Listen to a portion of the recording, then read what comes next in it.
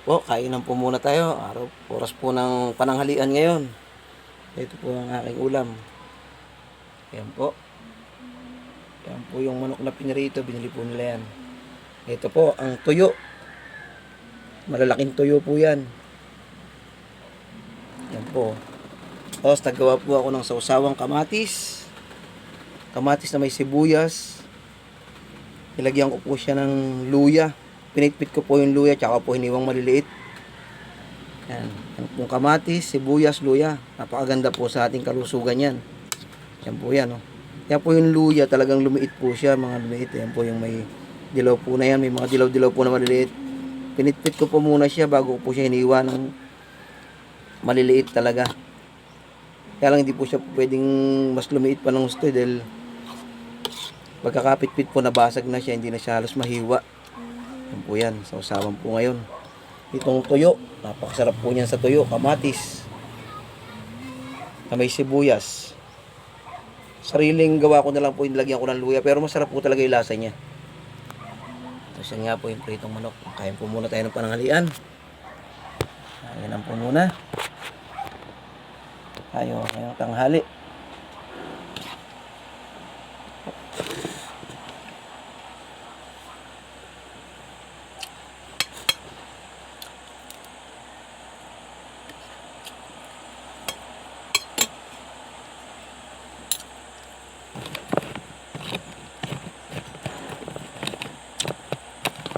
Ang lalaki po ng tuyo, oh. Medyo malalaki po siya. Ito po ay may ulam pa raw si Alex. tuyo. Sarap po nito sa sausawan na to. Kamatis na may sibuyas at pinitpit na luya. Hmm.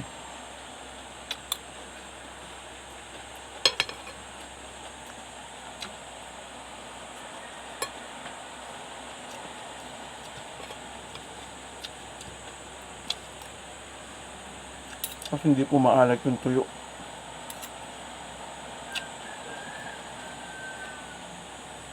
Hanggang saktong timpla lang po yung pagkakagawa ng tuyo.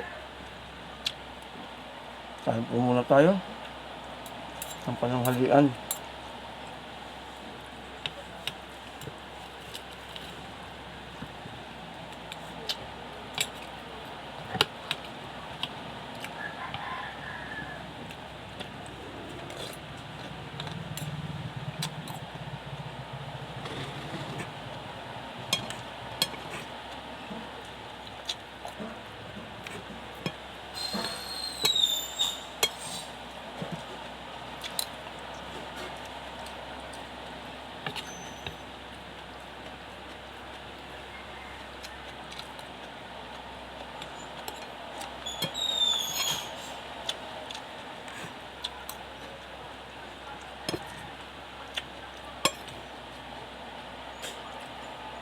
Sumarap po yung lasa ng kamatis lalo at sibuyas dahil yung punluya lumasa siya.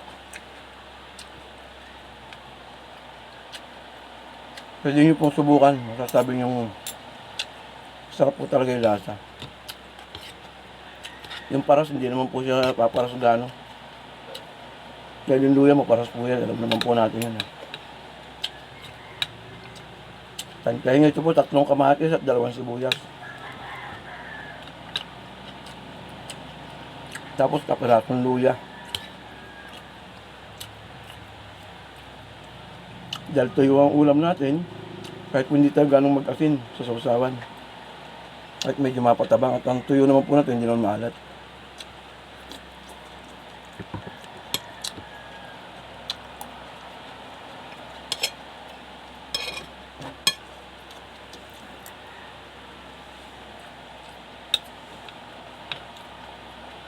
Sabi ko nga po, yung luya, sibuyas, pati na po yung kamatis sa kalusugan po natin, napakaganda ng mga yan. Mga sinasabi ko na po na ito, napatunayan naman na po yan. Kasi mamay na yun, tutulog. Dahil yan po ay inaano naman ng mga doktor, magagaling ng mga doktor natin.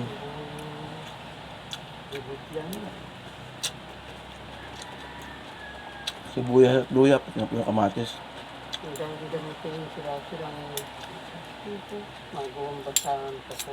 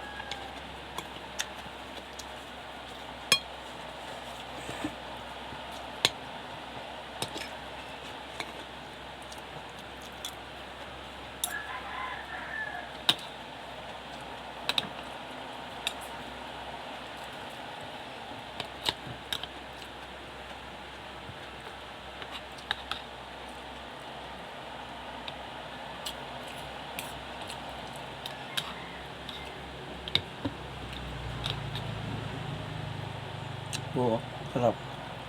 Hmm.